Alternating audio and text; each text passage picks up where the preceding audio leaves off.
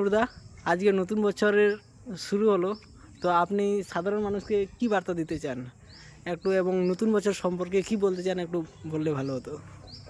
নতুন বছর, বর্তমানে নতুন বছর আজকে পড়েছে। তো নতুন বছর বলতে আমাদের মতো বেকার ছেলেদের জীবনে দুঃখ ছাড়া কিছুই নেই। কারণ একজন বাবা মার একটা সন্তান যে কতটা কষ্টকর, মানে বাবা মার সন্তান হয়ে থাকাটা যে বেকারত্ব হিসেবে কতটা কষ্টকর, সেটা একটা বেকার ছেলে জানে। তো আমাদের এই বেকার যুবকদের জন্য পরিশ্রম করে যেতে হবে নতুন বছর বলে এই হিসেবে না, জীবনে প্রতিষ্ঠিত হওয়ার জন্য, জীবনে সফলতা অর্জন করার জন্য, জীবনের ভবিষ্যৎ কামের জন্য এবং বাবা মায়ের পাশে থেকে বাবা মাকে একটু আনন্দ দান করার জন্য আমাদের মেহনত ছাড়া আমাদের মধ্যবিত্ত পরিবারের ছেলেদের কোনো উপায় নেই।